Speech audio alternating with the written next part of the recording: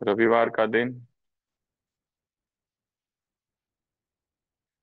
और मधुबन में भी बहुत अच्छा यहाँ पर मौसम है आज। और हमने सुना है कि वहाँ पर थोड़ी बारिश हो रही है। तो आज के दिन सभी अपने मन को भक्ति के लिए तैयार करेंगे। जितना हो सके इस शरीर में कम रहने का अभ्यास करेंगे और अधिकतर समय अंतर्मुखी और मौन रहने का अभ्यास करेंगे। जब भी भट्टियों का कार्यक्रम होता है तो हमारा जो मन है उसे रुकने का एक अवसर प्रदान होता है। नहीं तो मन का स्वभाव है कि वो भागते रहता है, वो दौड़ते रहता है। और इस तरह रुक जाना अध्यात्म का एक कदम है। तो हम सबका बहुत बड़ा भाग्य है कि आप सभी बड़ी संख्या में एकत्र हुए हैं। और आज हम थोड़ी ज्ञान की चर्चा करेंगे, बीच बीच में योग के थोड़े प्रयोग भी करेंगे।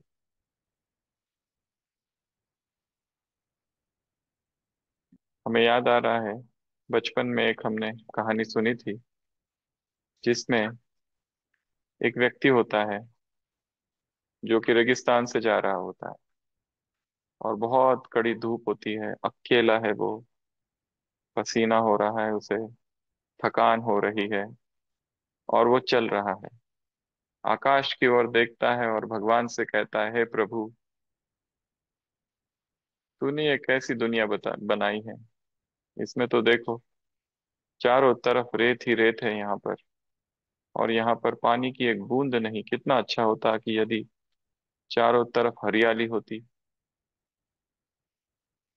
और वो आगे बढ़ता जाता है और जैसे आगे बढ़ता है वो फिर ऊपर देखता है आसमान की तरफ और भगवान से कहता है कि कितना समय हो गया, यहाँ पर कोई बारिश नहीं, कोई पानी नहीं। कितना अच्छा यदि होता कि पानी आ जाए, बारिश हो जाए और चारों तरफ हरियाली हो जाए।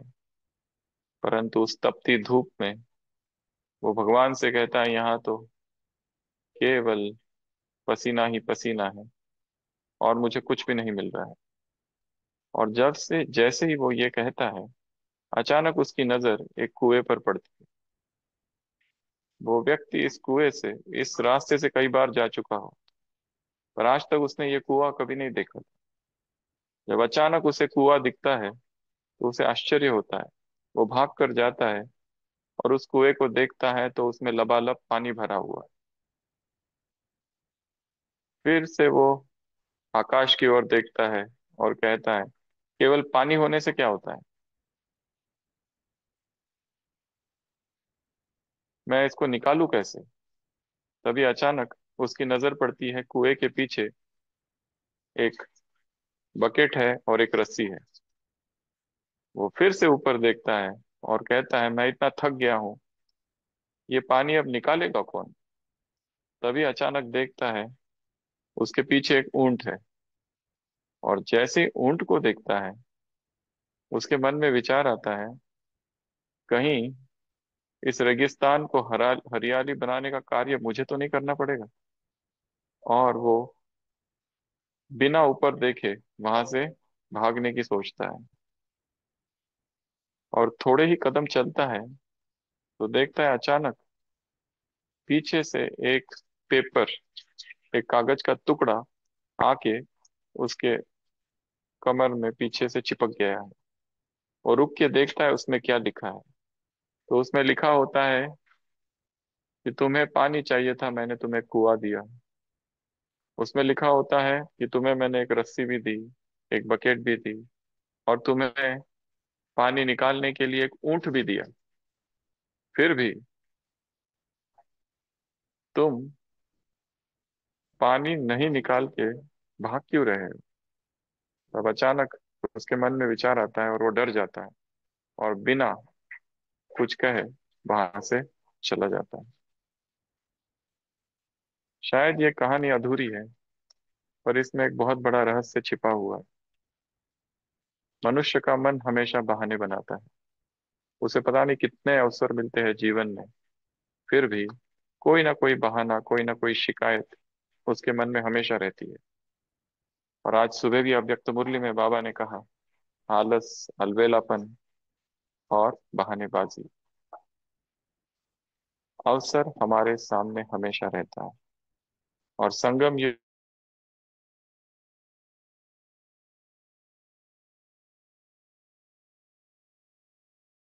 जो ना हो सके, इस बार लाभ उठा लिया है। क्योंकि जब बहुत सारी महान आत्माएं एकत्र होती है, तो एक संगठित ऊर्जा वहां बहती है। और जहां पर संगठित ऊर्जा बहती है, वहां पर एक शक्ति का आविर्भाव होता है। और यदि हम उस वर्तुल में कहीं हैं, तो हम में भी एक अदृश्य शक्ति जाग जाती है। और वो शक्ति हमारे जीवन में जो परिवर्तन हम चाहते हैं, उस परिवर्तन को साकार कर देती है। तो आप सभी जहाँ बैठे हैं, वहीं बैठकर 1 मिनट के लिए अपनी आंखें बंद करेंगे और अपने जीवन की संपूर्ण यात्रा को देखेंगे। अब तक मैंने क्या क्या किया, अब तक मेरे पास कौन कौन से अवसर आए, और अब तक मैंने क्या क्या प्राप्ति की। तो सभी स्थिर होके बैठेंगे, संपूर्ण मौन में बैठेंगे, 2 मिनट के लिए आंखें बंद कर लेंगे और चिंतन करो। अपने संपूर्ण जीवन को आगे लाओ, अपने जन्म से लेकर अब तक का जीवन।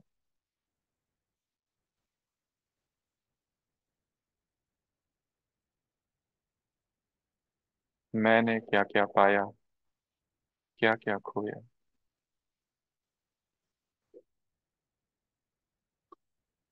क्या मेरा जीवन धन्यवाद से भरा है, या कंप्लेंट से भरा है।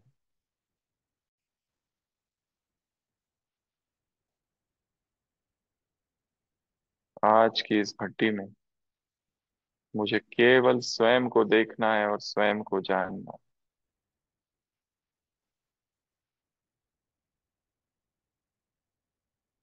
अपने शरीर को ढीला छोड़ देंगे, दोनों पैर जमीन से स्पर्श हो रहे हैं, ठंडी हवा बह रही है। मन को शांत और शांत करते जाएंगे।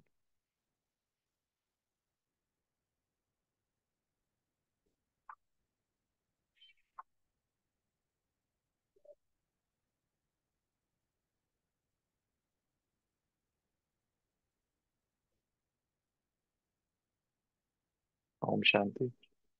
सभी आंखें खोलेंगे। तो आज हम एक बहुत महत्वपूर्ण विषय पर चर्चा करेंगे, और वो विषय है हमारे ब्राह्मण जीवन की दिनचर्या। हमें ये देखना है कि हमारे जीवन की दिनचर्या कैसी है, क्योंकि इस दिनचर्या को यदि रूहानी बना दिया जाए, तो वही दिनचर्या लौकिक ना होकर अलौकिक बन जाती है, रूहानी रूहचर्या बन जाती है।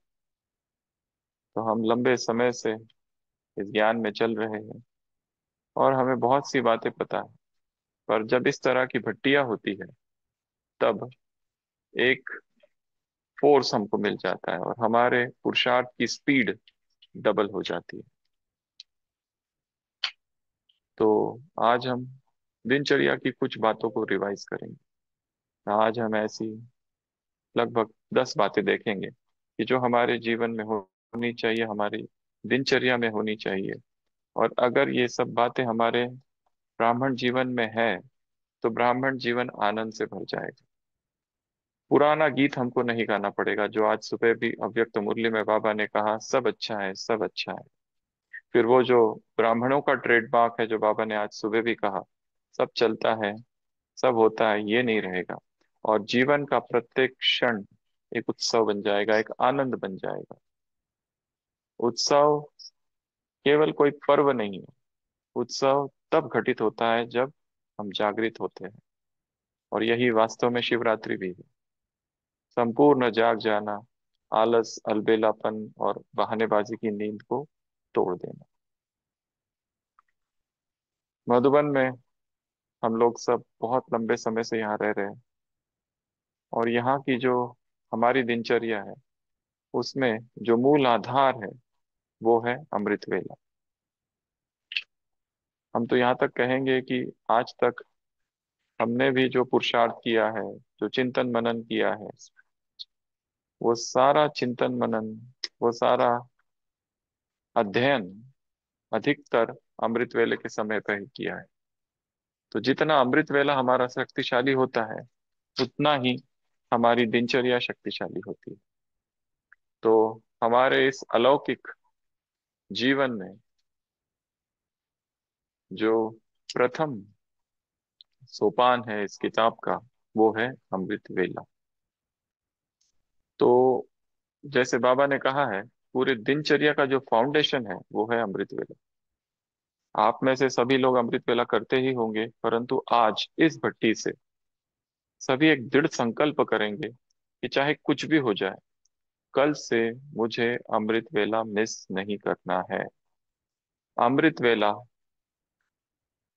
परमात्मा स्पर्श का समय है, जब हमारी आत्मा में, हमारी चेतना में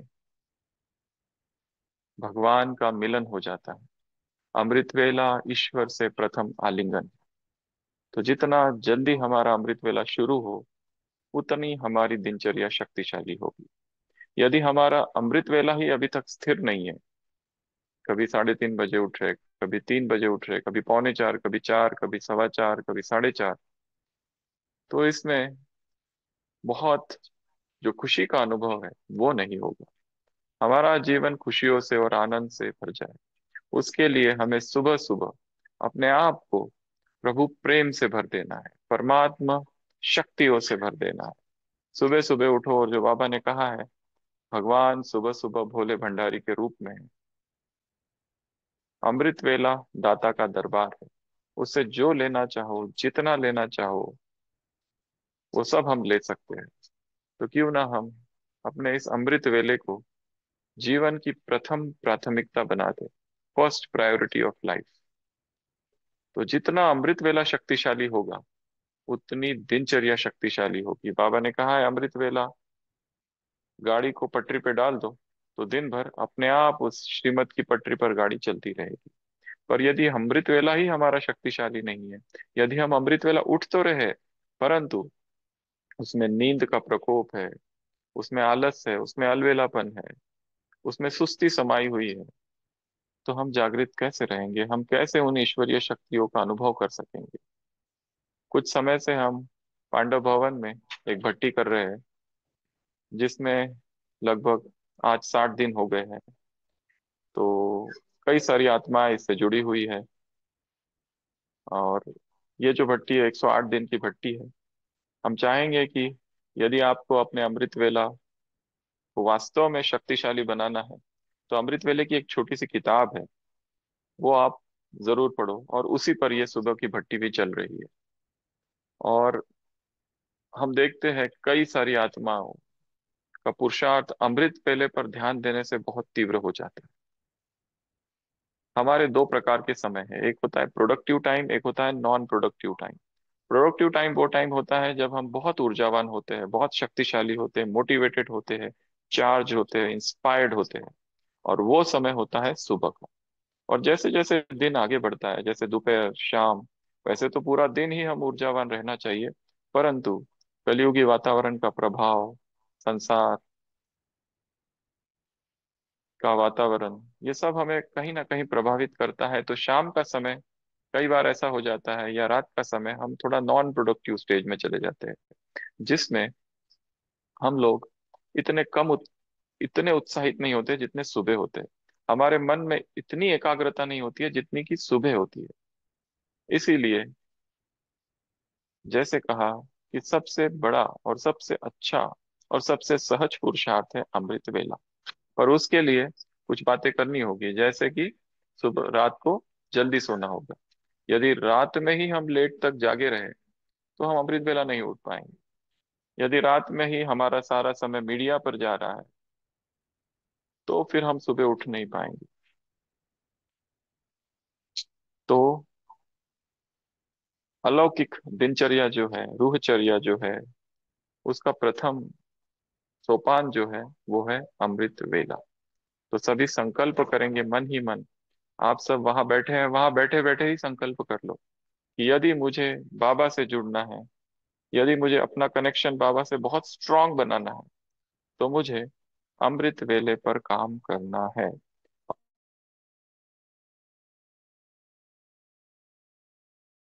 पीछे करना पड़ेगा, ऊपर नीचे करना पड़ेगा, वो सब मैं करूंगा। भोजन थोड़ा जल्दी करना पड़ेगा,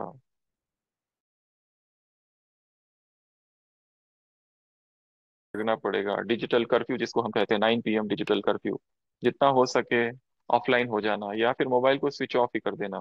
और यहाँ तक मेडिकल साइंस तो कहता है स्लीप हाइजीन एक बहुत अपकमिंग टॉपिक है, जिस पर कॉन्फ्रेंस में बड़ी चर्चा होती है।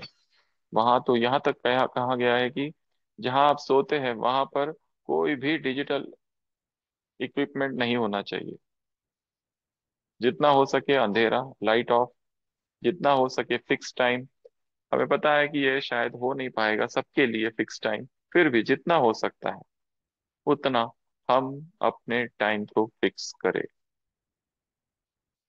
तो ये है सबसे पहली बात। दूसरी चीज है मुरली।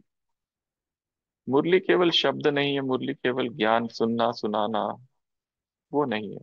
मुरली को जीना है, मुरली को अपनी आत्मा में उतारना है, अपनी हड्डियों में उतारना है। वो तब होगा जब उस पर हम चिंतन करेंगे, मनन करेंगे। जैसे आज सुबह भी हम कह रहे थे कि हमें हमारे मन में यदि कोई कमजोरी है तो उस कमजोरी होने का एक कारण ये है कि हमने उस पर यथार्थ संपूर्ण रीति से चिंतन नहीं किया है। यदि हम उसका अच्छे से चिंतन कर ले, यदि हम उसको देख ले कि इसकी वजह से ये कमजोरी है, इसकी वजह से मैं बार बार गिरता हूँ। वो कमजोरी कुछ भी हो सकती है, शायद संबंधों की कमजोरी, किसी संबंध में कड़वाहट है, और भी कोई जीवन की समस्या है। उस पे हम क्यों उलझ गए हैं उसमें? हो सकता है कहीं ना कहीं हमने उस पर चिंतन कम किया है। तो जैसे ही मुरली हम सुनते हैं, कोई भी एक पॉइंट उसमें से ले लिया जाए और उस पर एकांत में चिंतन करना, उस पर मौन में चिंतन करना, उसके ऊपर लिखना, उसके ऊपर डायग्राम बनाना, कोई चित्र बनाना, उसके ऊपर चर्चा करना, ये सब चीजें जो है हमारे मन को एक्टिवेट करके रखती है, सक्रिय रखती है। क्योंकि माया का आक्रमण हम पर तब होता है जब हम सतर्क नहीं होते। जब ज्ञान बुद्धि से कम हो जाता है तब अपने आप माया का आक्रमण होता है। जब हम बेहोशी में चले जाते हैं तब माया का आक्रमण होता है। यदि हम निरंतर जागृत अवस्था में रहे तो हम कभी भी माया के अधीन नहीं होंगे और हमारा जीवन एक साधक का जीवन हो जाएगा। क्योंकि हमने संसार तो देख ही लिया है, संसार की उथल पुथल देख ली, संसार का सब कुछ अनुभव कर लिया इतने सालों में। और हमें क्या मिला? हलचल हलचल और हलचल। क्यों ना हम अब ऐसा कुछ करें कि जिसमें चाहे परिस्थितियां कुछ भी हो परंतु हम स्थिर रहे। और यही स्थितप्रज्ञ योगी की परिभाषा है। जितना हम स्थिर रहेंगे भीतर से उतना हमारा जीवन स्थिर होगा। यदि हम भीतर से हिलते रहे तो बाहर से कितना भी खुशी का आडंबर करो, बाहर से कितने भी उत्सव करो, वो केवल रस्म होगी, केवल एक परंपरा, परिवर्तन नहीं होगा उससे। इसीलिए आज से सभी एक संकल्प करेंगे कि हमें गंभीर साधना करनी है। और हम सब साधक है तो हमें ज्ञान की साधना करनी है। मधुबन में या और कई सारे सेंटरों पर हमने देखा है छोटे छोटे ग्रुप्स है जो लोग मिल के ज्ञान की चर्चा करते हैं, चाहे ऑनलाइन करे चाहे रात को सोने से पहले बैठ के करे, कुछ ना कुछ वो लोग करते रहते हैं। तो इस तरह से ज्ञान की जब चर्चा होती है, ज्ञान को जब हम पढ़ते हैं, तब हमारा मन बहुत शक्तिशाली होने लगता है। ज्ञान के नए संस्कार हमारे मन में फॉर्म होते हैं, जिसको मेडिकल साइंस कहता है न्यूरोप्लास्टिसिटी। जैसे अज्ञान के संस्कार है, उसी तरह ज्ञान के भी संस्कार है। तो ज्ञान को पढ़ना, सुनना, सुनाना, लिखना, किसी को सिखाना, किसी को समझाना, उस पर चिंतन करना, उस पर मनन करना, उसका अनुभव करना, और ये कार्य दिन भर में थोड़ा थोड़ा थोड़ा थोड़ा होते रहे। कभी वरदान को उठा लिया, उसके ऊपर थोड़ा चिंतन किया, कभी स्लोगन को ले लिया, उसके ऊपर थोड़ा चिंतन किया, कभी उसके ऊपर लिखना कोई नए आर्टिकल्स। हम जब नए नए थे तो हम एक कार्य करते थे कि मुरली जब सुनते थे तो पॉइंट्स नहीं लिखते थे, केवल टॉपिक्स लिखते थे।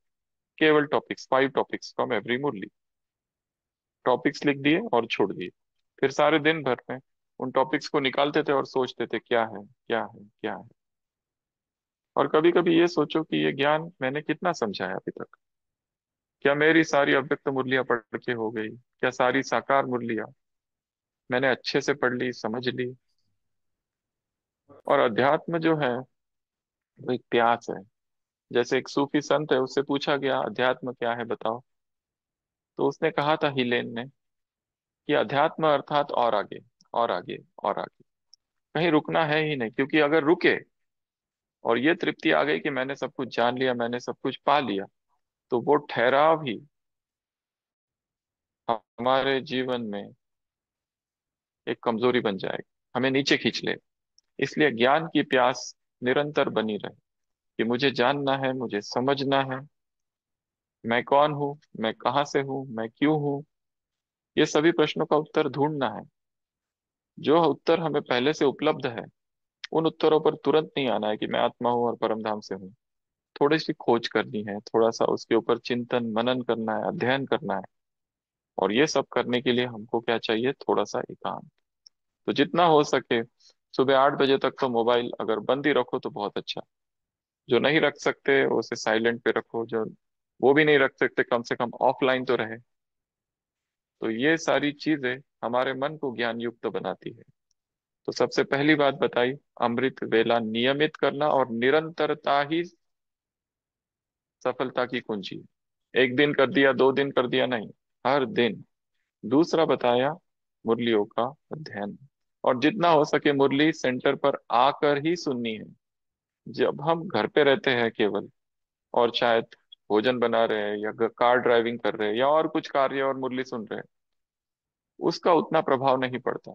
परंतु जैसे ही हम सेवा केंद्र पर जाते हैं, एक स्थान पर स्थिर बैठते हैं 1 घंटा तक, और वहां के जो वाइब्रेशंस है वो हम कैच कर सकते हैं। और हो सकता है वहां बैठे बैठे ही किसी अज्ञात पल में हमें अपने ही जीवन के किसी प्रश्न का उत्तर मिल जाए। ये भी हो सकता है। तो जितना हो सके सेंटर पर जाना, वहां बैठकर मुरली सुनना, नियमितता बहुत आवश्यक है। तो ये है दूसरी बात है और सबसे महत्वपूर्ण बात। तीसरा है भोजन। अभी जो भी हम भोजन खाते हैं, वो हम कैसे खाते हैं, कैसे बनाते हैं, ये बहुत महत्वपूर्ण है। यदि हम बातें करते करते, आवाज करते करते उसे बना रहे हैं या खा रहे हैं, तो उसमें वो शक्ति हमारे मन को, आत्मा में नहीं भरती। जितना हम मौन में खाएंगे, जितना हम एकाग्रता से खाएंगे, धीरे धीरे खाएंगे, और उसे जैसे कि प्रार्थना है, जैसे एक यज्ञ है, ये केवल भोग नहीं, जैसे भोजन की एक क्रिया ही एक मौन यज्ञ है। और हम एक एक निवाला धीरे धीरे याद में खाएं, और जितना हो सके अपने भोजन को हल्का और हल्का और हल्का करते जाए। जितना भोजन में उत्तेजना कम होगी, उतना मन शांत होगा। जितना भोजन में गरिष्ठता होगी, उसमें बहुत ज्यादा टेस्ट के लिए हम खा रहे हैं केवल, तो वो हम में इतनी शक्ति नहीं भरेगी, क्योंकि हमारा मन अपने आप इंद्रिय सुख की तरफ जा रहा है। तो भोजन एक यज्ञ बन जाए, चाहे बनाना है चाहे खाना है। और जो लोग कमा भी रहे हैं, वो भी एक महत्वपूर्ण है कि वो पैसा कहाँ से आ रहा है। जितना हो सके वो पैसा ईमानदारी का हो, सच्चाई का हो, तभी हमारे अंदर शक्ति भरेगी। तो जब भी भोजन करें, बाबा को आह्वान करना, जब भी भोजन करो तो उस भोजन को दृष्टि देना, और जितना हो सके मौन में खाना, और सबसे महत्वपूर्ण, मोबाइल को दूर रखना। यदि हम मोबाइल में बातें करते करते या मोबाइल देखते देखते खाते तो हमारा मन विचलित होता है। तो जितना हो सके स्थिरता के साथ मौन में, एकांत में बैठकर भोजन खाना है। और जब आप भोजन बनाते भी है तो उस भोजन बनाते समय जो जो सामग्री उसमें डाल रहे हो, एक एक सामग्री को दृष्टि देते हुए, प्रकाश देते हुए उसे, उस भोजन को बनाना है। किसी एक अव्यक्त संदेश में बाबा ने कहा था, यदि भोजन बाबा की याद में बनाया जाए और खाया जाए तो 50% ब्रह्मचर्य स्वतः ही घटित हो जाएगा। हमें कुछ करना ही नहीं पड़ेगा, अपने आप हो जाएगा। तो हमारी तीसरी और सबसे महत्वपूर्ण धारणा है भोजन की धारणा। तो यह है तीसरी। चौथा जो है वो है ट्रैफिक कंट्रोल। हर एक की दिनचर्या अपनी अपनी है, तो हो सकता है जो ट्रैफिक कंट्रोल बने हुए हैं वो हम ना फॉलो कर सके। पर ट्रैफिक कंट्रोल अर्थात मन का जो ट्रैफिक है, सोल का जो ट्रैफिक है, उसे कुछ समय के लिए रोक देना। और बाबा ने इतनी सारी अव्यक्त मुरलियों में हमें ढेर सारी ड्रिल्स बताई है। आज सुबह की अव्यक्त मुरली में भी ड्रिल बताई, दृढ़ संकल्प ले लो, आज से आलस, अलबेलापन या बहानेबाजी समाप्त। तो बीच बीच में अभ्यास करते रहना है। अभी अभी यहाँ हूँ, अभी अभी परम धाम, अभी अभी सूक्ष्म वतन, अभी अभी फरिश्ता। तो अलग अलग अलग अलग अभ्यास करेंगे। तो अभी 1 मिनट के लिए हम एक छोटी सी ड्रिल करेंगे। सभी स्थिर होके फिर से बैठेंगे। फिर से 2 मिनट के लिए आंखें बंद कर देंगे, और 1 सेकंड में परम धाम पहुंच जाओ।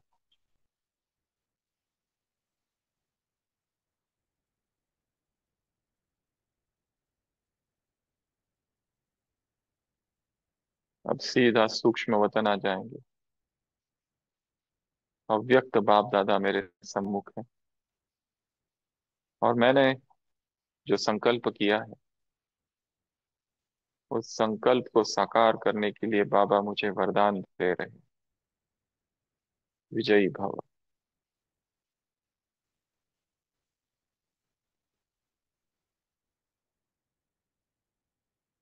अभी अभी मधुबन आ जाओ, बाबा की कुटिया में।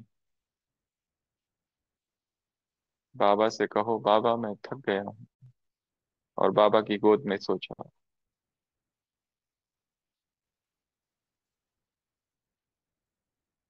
अभी अभी पहुंचो डायमंड हॉल में।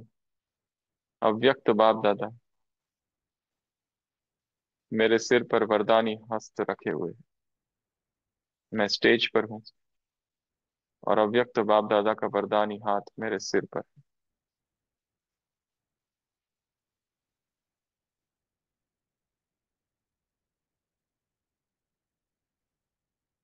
अभी अभी पहुंच जाओ सुबह 4 बजे के समय पर, जहां हम रोज अमृत वेला करते हैं, उस स्थान पर। देखो उस स्थान को। ये स्थान रोज मेरा इंतजार करता है, और मैं कितने समय में यहाँ आता हूँ।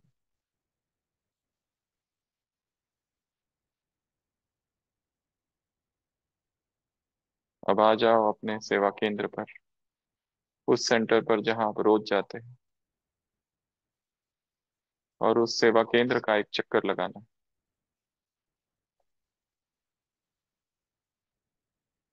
मेरे अंग अंग से पवित्रता की किरणें निकल चारों ओर फैल रही।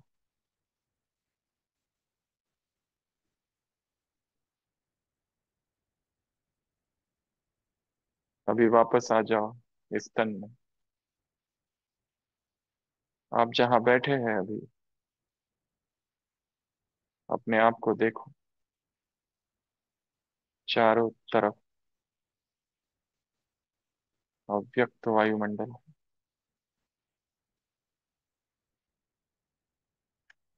संपूर्ण मौन का वातावरण।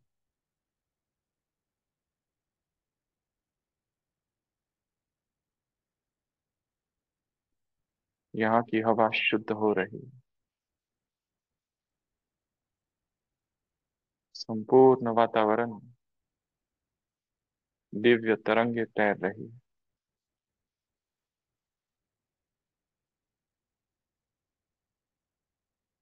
मैं शक्ति हूँ।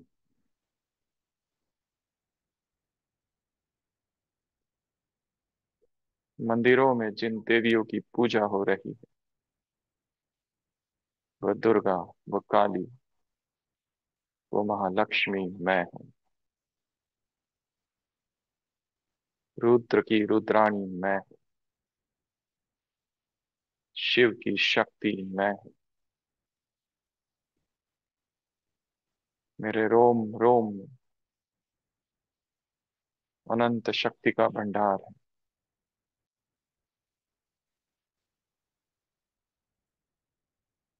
विकार मुझे स्पर्श भी नहीं कर सकते।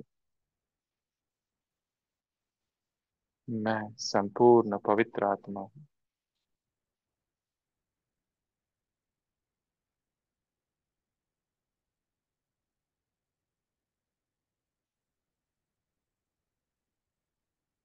मधुबन से पवित्रता की किरणें इस पूरे हॉल में आ रही।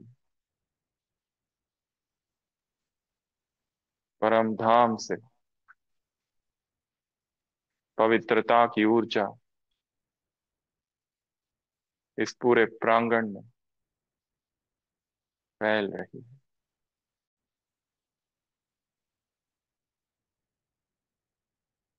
मेरे अंदर के विकार, कमजोरियां, बीमारियां, सब कुछ भस्म हो रहा है। ओम शांति।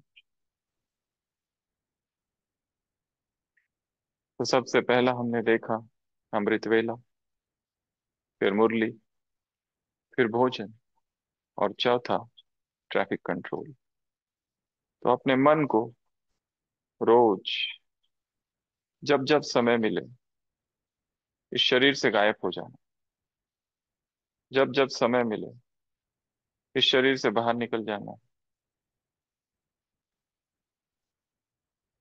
कभी अव्यक्त स्थिति, कभी फरिश्ता स्थिति, कभी परम धाम की स्थिति, कभी सकाश देने की स्थिति, चारों तरफ अपने आप को घुमाना है और ये अभ्यास चालू रहे।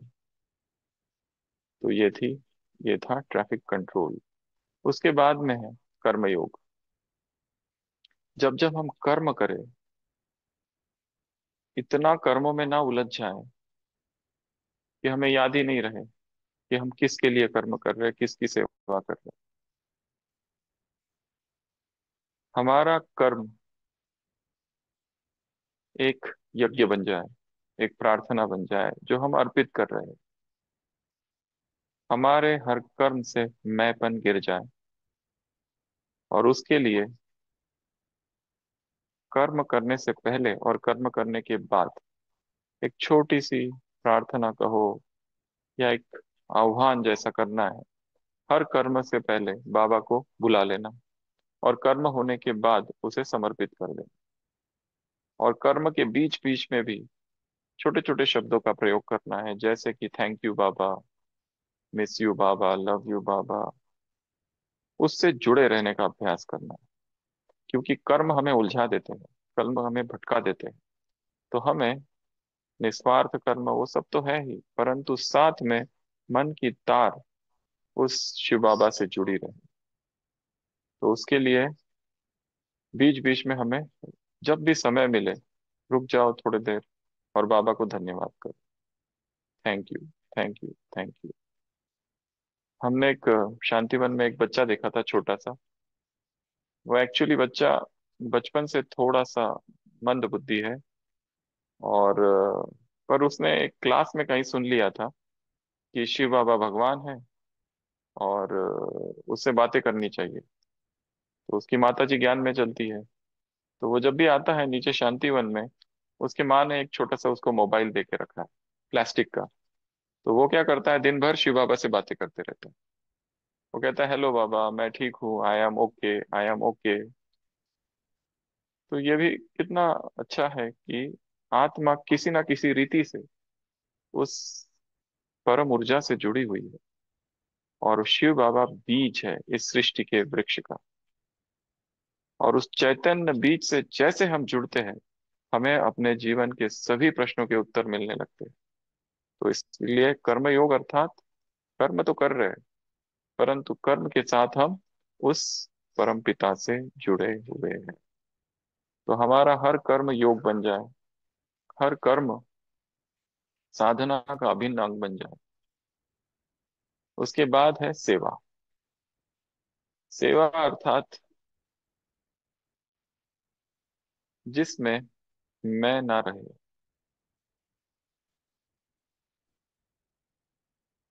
एक है कर्म और योग, और एक है सेवा। सेवा में निरंतर एक भाव हो कि मुझे बाबा ने निमित्त बनाया है, और मैं ये सेवा किस लिए कर रहा हूँ, सेल्फ प्यूरिफिकेशन के लिए। अगर हमें अगर ये भाव रहा कि मैं दूसरों के कल्याण के लिए कर रहा हूँ, तो उसमें अहंकार आ सकता है। हम ये हमेशा सोचे कि ये जो मैं कर रहा हूँ, ये मैं अपनी शुद्धि के लिए कर रहा हूँ, और एक दूसरा संकल्प और जोड़ दो, यदि ब्राह्मण जीवन में मेरे द्वारा कोई विकर्म हुए हैं, कोई पाप कर्म हुआ है, तो ये सेवा उसका प्रायश्चित्त है। मुझे भगवान ने एक अवसर दिया है कि मैं अब दूसरों की सेवा करूं, और मुझे अपने आप पुण्य प्राप्त हो, जिससे मेरे पाप और विकर्म अपने आप दग्ध हो जाए। और सेवाओं में सबसे अच्छी चीज है, हमें बहुत दुआएं मिलती है आत्माओं की। जितनी अधिक लोगों की हम सेवा करें, और सेवा अर्थात ये नहीं कि केवल हम ज्ञान योग और आत्मा परमात्मा की बातें ही उनको सुनाएं। किसी भी तरह की सेवा, जैसे कोई बीमार है और यदि हम उसकी हॉस्पिटल में सेवा करते हैं, कोई अनाथ आश्रम होगा, हम वहां जाकर उन बच्चों को कभी मिल के आते हैं, अनाथ आश्रम में कभी कभी जाते हैं, कभी गार्डन में जाते हैं, कभी हॉस्पिटल में जाते हैं। किसी भी तरह की कोई भी सेवा, क्योंकि हर सेवा हमें एक ऊंची स्थिति में स्थित कर देती। इसलिए हमें अपने जीवन को सेवामयी बनाना है। वी आर इटर्नल सेवाधारी। और सेवाधारी का ये नहीं है कि मैं इतने से इतना समय सेवा करूंगा, मेरा समय समाप्त हुआ। जब भी सेवा पुकारे, हमें तैयार रहना है। चाहे वो सेवा केंद्र की सेवा हो, मधुबन की सेवा हो, लौकिक वालों की सेवा हो, किसी की भी सेवा हो। क्योंकि लोग हमारे ज्ञान योग को नहीं देखते, वो हमारे आचरण और हमारे कर्म को देखते हैं। यदि हम में ज्ञान में है और घर वाले सारे विरोध में है, परंतु वो ये भी तो देखते हैं कि इतना सब होते हुए भी हम उनकी भी सेवा कर रहे हैं। हमारा उनके प्रति कोई विरोध नहीं है, कोई उनके प्रति कोई घृणा भाव नहीं है, परंतु हाँ, हमने अपने जीवन का मार्ग चुन लिया है और यही मार्ग है। इसीलिए हम जहां जहां आवश्यक हो, उनकी भी सेवा करें। और सेवा केवल स्थूल ही नहीं, मन में भी, अमृत वेला भी उनको अपने सामने इमर्ज करना, उनको सकाश देना, उनसे माफी मांगना, उन्हें माफ करना, ये सारे कार्य हमारी सेवाओं के साथ जुड़े हुए हैं। तो सेवा का एक मुख्य लक्ष्य है दुआएं। बहुत सारी दुआएं कमाना, जो जो मिले सबके मन से हमारे लिए क्या निकले, दुआएं निकले।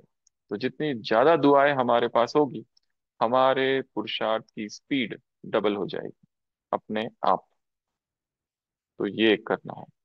उसके बाद का जो दिनचर्या में आता है, वो है नुमा शाम का योग। तो नुमा शाम का योग घर लौटने का समय है।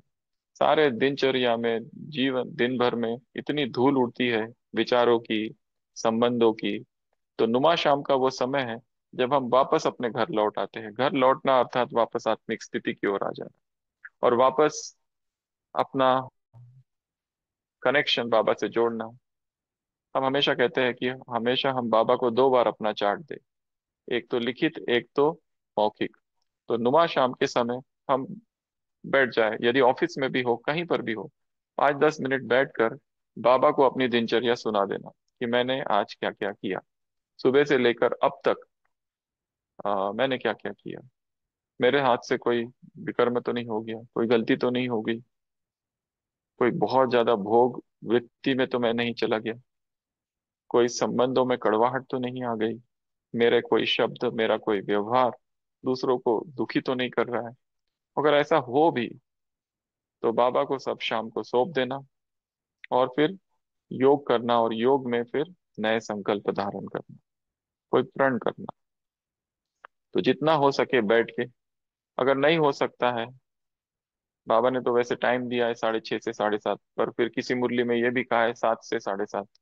अगर वो भी नहीं होता है तो जहां पर भी आप है और व्यस्त दिनचर्या में है, थोड़ी देर के लिए एकाग्रता से बैठकर जो कुछ आज दिन भर में किया, वो मन ही मन बाबा को स्वाहा समर्पित कर देना। तो नुमा शाम का योग जैसा अमृत वेला शक्तिशाली है, लक्ष्य रखना है कि मेरा नुमा शाम भी शक्तिशाली हो जाए। और बहुत टू मच अपने आप को इन्वॉल्व नहीं करने करके रखना है बहुत सारी बातों में। तो जितना ज्यादा हम इन्वॉल्व करके रखते हैं, फिर हमारी बुद्धि भटकने लगती है। जैसे एक उदाहरण है कि एक व्यक्ति था जिसको गीता का पाठ करना था। तो उसने अपने मित्र से कहा कि मुझे एक ऐसा गीता पाठी चाहिए कि जो आए और मुझे गीता सिखाए। तो मित्र ने कहा, "हाँ, मैं एक पंडित को जानता हूँ, परंतु वो बहुत ज्यादा खेती में व्यस्त रहता है। उसके 4 बैल हैं, उसकी बहुत बड़ी खेती है, और सुबह से लेकर रात तक वो खेतों में लगा रहता है। पर हाँ, वो गीता का पंडित है।" तो ये व्यक्ति कहता है, मुझे ऐसे लोग नहीं चाहिए जो इतने व्यस्त है और इतने संसार में डूबे हुए हैं। मुझे ऐसा व्यक्ति चाहिए जिसने वास्तव में गीता के लिए जो समय निकालता है, और गीता को जिसने अपने बुद्धि में भीतर से धारण किया है। तो संसार में तो बहुत सारी चीजें करने को है। यदि हम सोचे कि संसार का मुझे अनुभव ही लेना है, तो कितने जीवन ही कम पड़ेगा, और वो अनुभव कभी पूरा नहीं होगा। इसलिए जितना हो सके हम अपने आप को फ्री करते चले। तो नुमा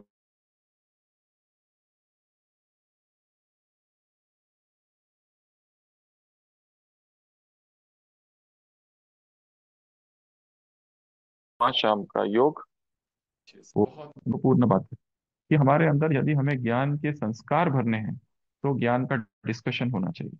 तो हम चाहेंगे कि छोटे छोटे ग्रुप बन जाए, 2 माताओं का, 2 कुमारों का, 2 कुमारियां, या सेंटर पर जो बहनें हैं रात को सोने से पहले एक 10-15 मिनट सुबह की जो मुरली है उसको थोड़ा रिवाइज करें। रिवाइज अर्थात भाषण नहीं, आपस में बस बैठे सर्कल में और थोड़ा सा डिस्कशन करें कि अच्छा आज बाबा ने ये कहा वो कहा, ताकि रात को सोने से पहले हमारी स्थिति बहुत अच्छी हो। तो ज्ञान का डिस्कशन। और ऐसा कई हमने देखा है, कुछ लोग हर संडे संडे मिलते हैं और ज्ञान की चर्चा करते हैं, वो भी बहुत अच्छा है। तो ज्ञान की थोड़ा थोड़ा डिस्कशन होते रहना चाहिए। उसके बाद में अगला है चार्ट, 9th पॉइंट, जो हमारी दिनचर्या में होना चाहिए। चार्ट अर्थात केवल डायरी लिखना नहीं है। चार्ट अर्थात जिसमें हम एक संवाद स्थापित कर रहे हैं बाबा से फिर से, कि आज मैंने ये सब किया। और चार्ट अर्थात केवल याद का ही चार्ट नहीं, हो सके तो आप पूरी दिनचर्या लिखो। एक छोटी सी डायरी बना लो आज से ही। उसमें लिखो, जैसे आज 28 तारीख, रविवार का दिन, तो आज उसमें लिखो आज भट्टी का दिन था, आज हमने ये किया, ये सीखा, ये नई पॉइंट्स हमको पता चली। तो ऐसी कोई ना कोई नई बातें उसमें लिख देना है।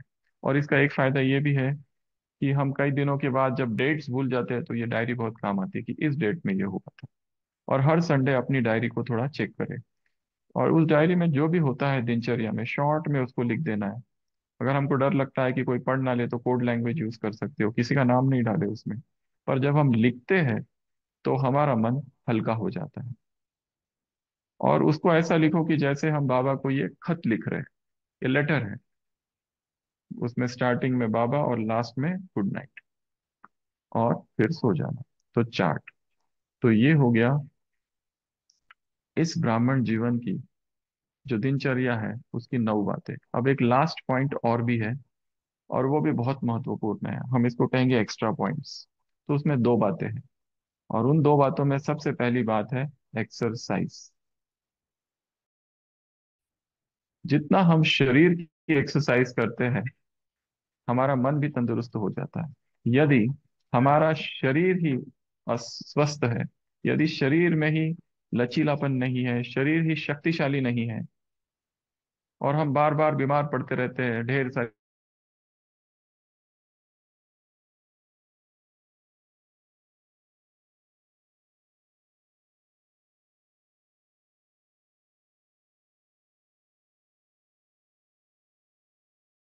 और अभी 29th जो मेडिटेशन का महत्व, इस पर लेक्चर्स रखे गए हैं बहुत सारे।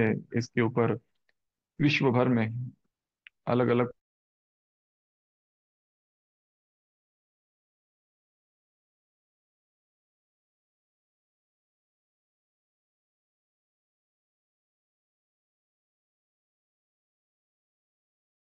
से दूर। तो हमारा हर जो जॉइंट है एनर्जी को मूव करना पसंद है।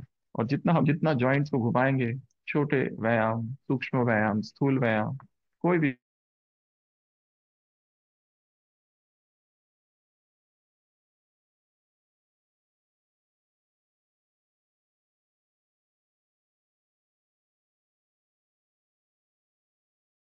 स्विमिंग, थाई ची, बहुत सारी एक्सरसाइज शरीर में वही सारे केमिकल्स, सीरोटोनिन, एंडोर्फिन्स, आनंदामाइड, ये सब रिलीज होते हैं। और वो रिलीज होने के बाद में उनको कहते हैं हैप्पीनेस हॉर्मोन्स। तो बहुत खुशी का अनुभव होता है। अभी कुछ दिन पहले ही ओपीडी में एक पेशेंट आया था।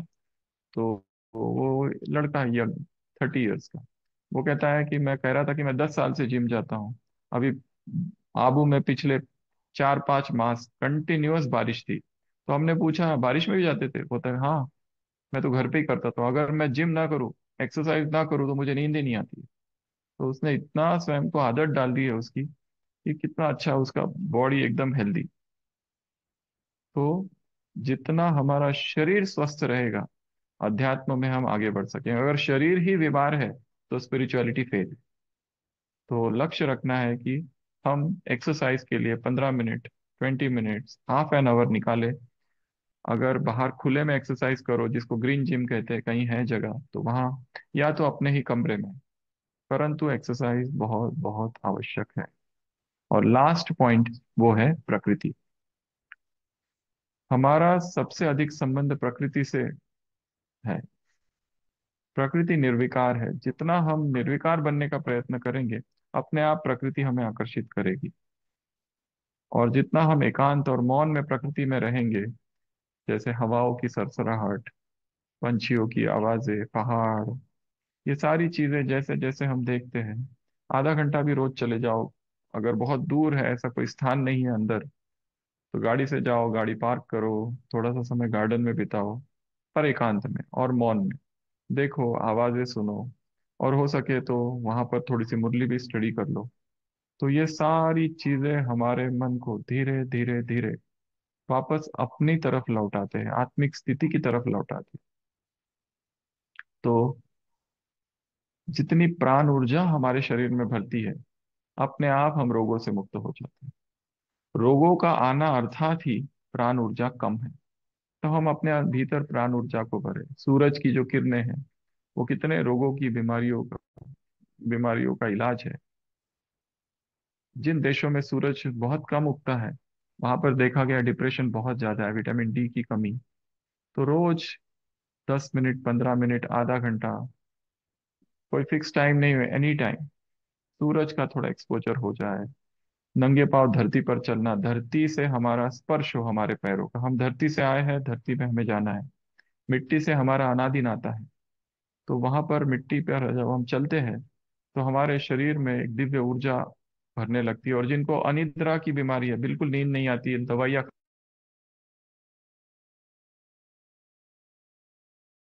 फंडिंग और अर्थिंग कहते हैं, इस पर ढेर सारी किताबें लिखी हुई है आज की तारीख में।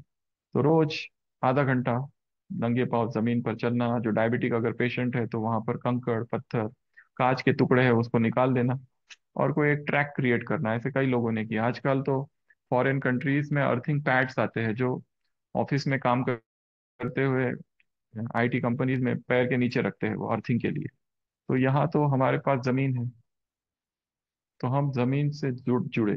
तो जितना हम धरती से जुड़ेंगे, उतना हमारे अंदर प्राण ऊर्जा का संचार हो। फिर प्राकृतिक स्थान जो है, रोज 15 मिनट, 20 मिनट एकांत में कहीं जाकर बैठना। चाहे कहीं पर भी जगह नहीं है तो छत तो है ही, कोई गार्डन होगा तो वहां चले जाओ, कोई नदी, झरना, पहाड़, एनीथिंग, बट वो हमको क्या करता है, वापस प्राण ऊर्जा से जोड़ता है। तो ये टोटल हमने 10 बातें देखी। एक बार फिर से रिवाइज करा लेते हैं। सबसे पहली बात, आप बताएंगे क्या बताया? स्क्रीन दिख सकता है ऑडियंस? सबसे पहली पॉइंट, अमृत वेला। तो ये संकल्प करेंगे इस भट्टी से निष्कर्ष कि हमें एक दिन भी अमृत वेला मिस नहीं करना है। ये सबसे पहली बात। दूसरी पॉइंट बताई, मुरली। तो रोज की मुरली का अध्ययन करना है, पढ़ाई करना है। यदि आप के वहाँ कोई टेस्ट पेपर बनाता है, ऐसे बहुत सारे ग्रुप्स है जो रोज की मुरली पर टेस्ट लेते हैं, उस टेस्ट को रोज देना, उसका अध्ययन करना, उसको सेंटर पर जाकर सुनना, हो सके तो उसकी चर्चा करना। तीसरी बात बताई थी भोजन। तो भोजन जितना हो सके मौन में बनाना और मौन में स्वीकार करना, और जितना हो सके अकेले में। अगर ग्रुप बैठे भी है तो हम मौन में रहें। चौथा चौथी बात बताई थी कौन सी? Traffic control. अपना ट्रैफिक कंट्रोल खुद ही सेट करना है। आधे आधे घंटे में, एक एक घंटे में, दो दो घंटे में, यदि व्यस्त है 2-3 घंटा ऐसे ही निकल गए, तो फिर जैसे ही समय मिला तुरंत स्थिर हो जाना और अभ्यास करना, रूहानी ड्रिल का अभ्यास करना। छोटे छोटे अभ्यास, बस परम धाम में गए, शिव बाबा को टच किया, आ गए। सूक्ष्म वतन में गए, बाबा को कहा थैंक यू और वापस आ गए।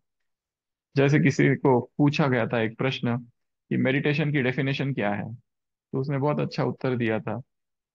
उसने कहा था कि मेडिटेशन अर्थात यदि 5वीं मंजिल से हम किसी ने ढकेल दिया और हम नीचे गिर गए, तो नॉन मेडिटेटर जो होता है वो सीधा धड़ाम से नीचे गिर जाएगा।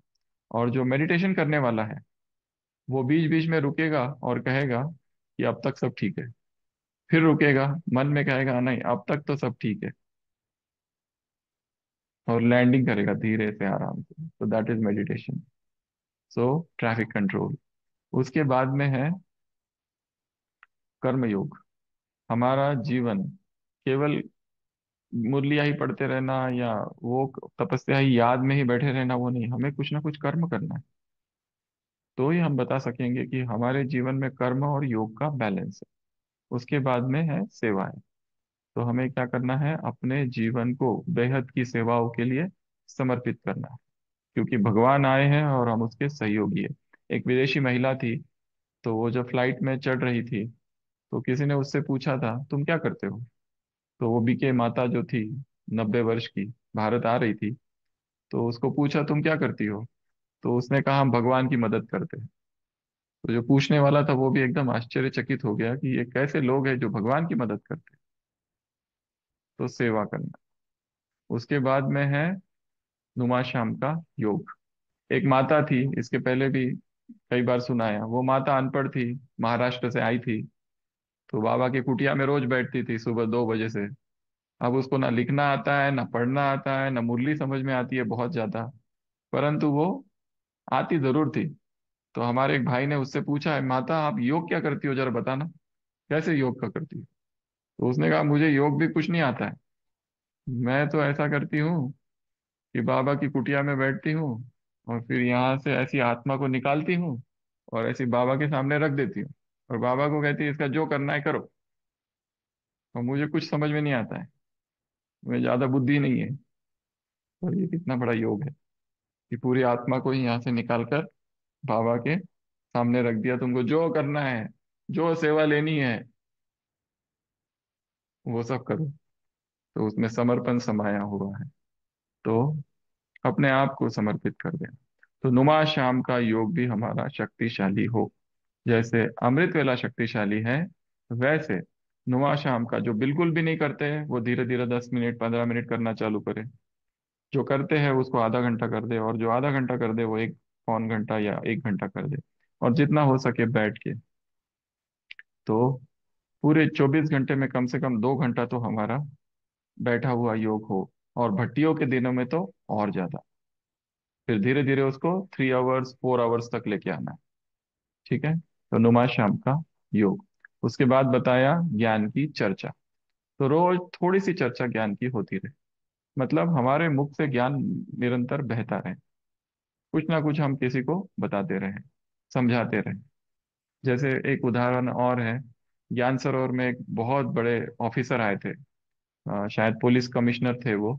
और एक भोली भोली माता थी, उसको तो कोई पढ़ी लिखी नहीं थी। वो उस ऑफिसर को पूरा उसने समझाया कि ये आत्मा, ये परमात्मा, ये सृष्टि चक्र। और वो सब समझाने के बाद म्यूजियम में उस ऑफिसर ने कुछ प्रश्न पूछा। तो वो जो भोली भोली माता थी, वो उसको ऐसे ऐसे देखने लगी, ऊपर से नीचे, नीचे से ऊपर। इतने बड़े साहब हो के इतना भी नहीं समझता कि शिव बाबा हमारा पिता है। वो तो, जो ऑफिसर थे वो कॉन्फ्रेंस में आए थे, तो वो कॉन्फ्रेंस में उन्होंने क्या सुना वो सब भूल गए। बस वो उस माता की बात उनको याद रह गई। फिर यहाँ से गए और सेंटर पे उन्होंने कोर्स किया, और फिर ये अनुभव सुनाया था कि मुझे ज्ञान में उस माता के इस शब्द ने लाया, कि उसने मुझे कहा था इतने बड़े ऑफिसर होके इतना भी नहीं पता तुमको कि शिव बाबा तुम्हारा पिता है। तो ज्ञान की चर्चा। और लास्ट में बताया चार्ट। क्या करना है, बाबा को एक डायरी बनानी है, उसमें लिखना है कि बाबा आज हमने ये किया, वो किया, ऐसा किया। और लास्ट में गुड नाइट। और लास्ट पॉइंट बता ही, एक्स्ट्रा में दो बातें। एक तो रोज थोड़ी एक्सरसाइज होती रहनी चाहिए, और प्रकृति के साथ जुड़ना है। जितना जितना हम प्रकृति के साथ जुड़ेंगे, उतनी हमारी चेतना में निर्विकारिता प्रवेश करेगी, उतना हमारा मौन के प्रति आकर्षण बढ़ेगा। तो ये थी 10 बातें। तो हमें बहुत खुशी है कि आज इस भट्टी में आपने हमें बुलाया, और ये सारी चर्चा करने का मौका दिया। तो शीला दीदी को बहुत बहुत धन्यवाद, अजय भाई को भी धन्यवाद वहाँ पर। और यहाँ पर डॉक्टर कैलाश भाई है जो ऑर्थोपेडिक डिपार्टमेंट संभालते हैं। उन्होंने ही हमसे कहा था कि दीदी का फोन आया है और दीदी कह रहे हैं कि क्लास के लिए। तो डॉक्टर कैलाश भाई का भी धन्यवाद। यहाँ पर हमारे पास सुखदेव भाई है और अखिल भाई है, जिन्होंने ये सब अरेंज किया। उनका भी धन्यवाद। वहाँ पर भी जो साउंड डिपार्टमेंट वाले दूसरे भाई बहने हैं, और बाकी जो भी सेवाधारी है जिन्होंने ये सारा आयोजन किया। वहाँ पर इतनी बड़ी भट्टी, विशाल भट्टी का आयोजन किया। हम देख रहे हैं कितने सारे लोग बैठे हुए हैं, और कितना शांति से बैठे हुए हैं। तो ऊपर से तो बहुत अच्छा दिखता है, पर ये सारा आयोजन करने के लिए बहुत मेहनत लगती है और कितना समर्पण लगता है। तो उन सभी को, सभी आत्माओं को बहुत बहुत बहुत दिल से शुक्रिया, मधुबन से शुक्रिया, दादियों की तरफ से शुक्रिया, धन्यवाद। और शिव बाबा की तरफ से तो है ही है। तो आप सबका बहुत बहुत धन्यवाद। ओम शांति।